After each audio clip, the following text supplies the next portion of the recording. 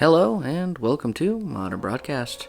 We're going to be doing an unboxing today. This time looking at the RGB30. Now, I ordered this handheld specifically because it's green. Let's get started.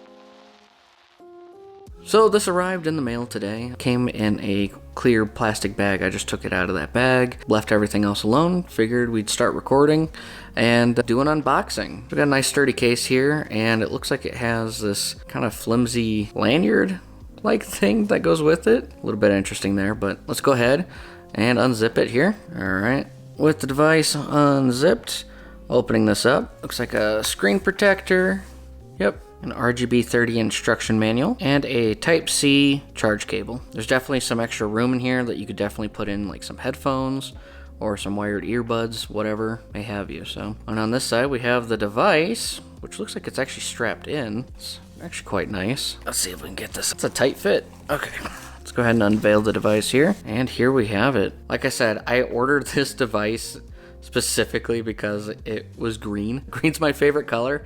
And I figure it's been a minute since we've done a handheld on the channel. And this one wasn't too bad. Got this off of Amazon. I'll have a link down in the description below where you can get yours. But we got a decent D-pad. It's got membrane underneath. Good travel. 2 sticks. They feel like Joy-Con sticks. They both click in. Tactile start and select. But we do have membrane ABXY. Up top we have our L1, L2. Like volume up, down. HDMI out. Reset button, a power button, R2 and R1. On the bottom of the device we have our USB Type-C charge port. 1 micro SD card slot for the OS. Headphone jack. Another micro SD card slot for games. This does come loaded with games, like all of these handhelds do. And then a Type-C accessory port, nothing on the side, and a very flat back. We have this nice big square screen here, and I actually dropped this and accidentally got my palm right on the screen before the screen protector, so we got a nice smudge right there, so I'll have to clean that. So I'll try to keep that off camera for all of you. So we got some music playing when it boots up, and it is running Emulation Station. Looks like we got some Sega Saturn, some PSP, looks like Nintendo 64 as well. This system is loaded to the nines on different game consoles, handhelds, tools, ports. One thing that I saw that was actually pretty neat is Sega Saturn. I'm a huge fan of the Sega Saturn. I love Dragon Force, I love Guardian Heroes. Those don't come pre-built in here, but taking that micro SD card, we can add it ourselves. Now there is, every time I come back to this menu, there's a new song playing, so they have quite a few songs already on here, which is phenomenal. It's not always the same every single time. We should go over specs of this device, so let's go ahead and do that now. We'll get those listed up on the screen right over here. So here we have the Powkiddy RGB30. Now it supports a variety of Linux systems, however ArcOS is on it, with Emulation Station as the wrapper. It supports a multitude of systems. Some Nintendo 64, some PSP, and some Nintendo DS are going to work on this system. It has a 4-inch OCA full fit screen, and uniquely here a 720 by 720, so that's actually quite nice in person. A CPU is an ARM quad-core 1.8 gigahertz. It's the RK3566. Now we've seen this chip before with many other handhelds, and this is no different. It has DDR4 1GB RAM, and it has 2 micro SD card slots, the first slot being for the OS, second one for all your games. Wi-Fi built in with 5 GHz and also Bluetooth. The speakers, I gotta say, are a highlight of this handheld, being very crisp, very loud. It has a built-in 4100 milliamp hour battery. The battery life is advertised to last about 8 hours with a charge time of 2 hours. There's some size dimensions, and the weight is 207 grams. Features on the handheld include a Type-C fast charging port, also with an HDMI out. It also has a Type-C USB interface, 3.5mm headphone jack. Yeah, overall, pretty solid device. And so like I said, this is going to come loaded with a bunch of games on there already, so it's out of the box, ready to go. We'll see how Majora's Mask plays. Got a nice bezel around it.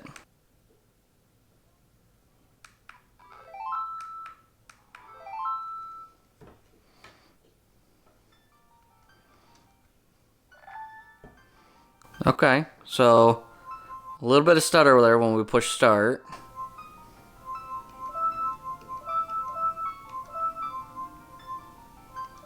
Whoops.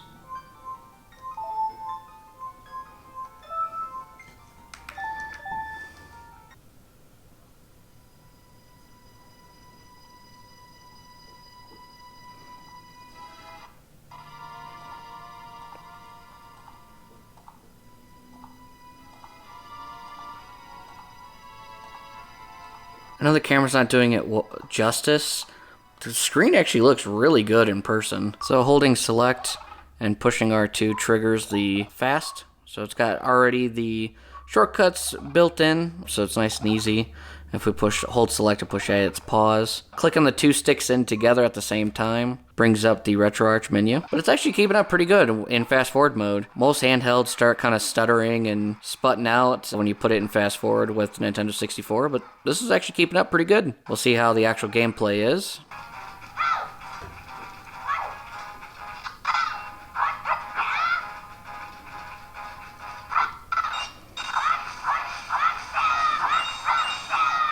So it looks like it's catching some shaders there when that blue rupee came out. Yeah, no, this is definitely doable. Other than the occasional stutter when it's loading in a new area or some new sprites, kind of doing the catch. Yeah, does pretty good. So here we are with Game Boy Advance. These speakers are both very loud and they don't crackle. They're not kind of cutting out. That's insane. I was pushing the volume up by accident. Just by default, I thought this would be down, but that is over on this side. I mean, this thing handled Nintendo 64 no problem. It's going to be able to play Pokemon without any issues. Go and push start select, same time, twice, and that gets you back to Emulation Station. Under ports, what I saw was pretty neat, is it has Diablo, but it also has Stardew Valley. So if we push this, it says loading, please wait. And if this actually works, I don't know, I haven't tested it yet, but if this actually works, I bet you this handheld could handle getting like the Teenage Mutant Ninja Turtle game, Shredder's Revenge, I think. Would be able to handle getting the new Teenage Mutant Ninja Turtle game on here. Yeah, it's booting up. Look at that. Controller support, look at that. Stardew Valley in the palm of your hand. Now this is nothing new, I mean phone has it, but seeing it on a low budget device is pretty neat. Push start select, get you right back like before. This just might be my new go-to handheld, goes with me on the go. One, it's about the same size of the RG35XX. It is a little bit more expensive, so I wouldn't necessarily call this a budget handheld, but it's not too bad compared to some of them on the market. Thanks so much for watching. If you enjoyed this video, please consider leaving a like and subscribe. Be sure to check out modbroadcast.tv for some new merch. Also, we're going to be doing some pre-orders for some modern brewcasts, so stay tuned as we are trying to get the coffee up and running. Have a great week, everyone, and take care.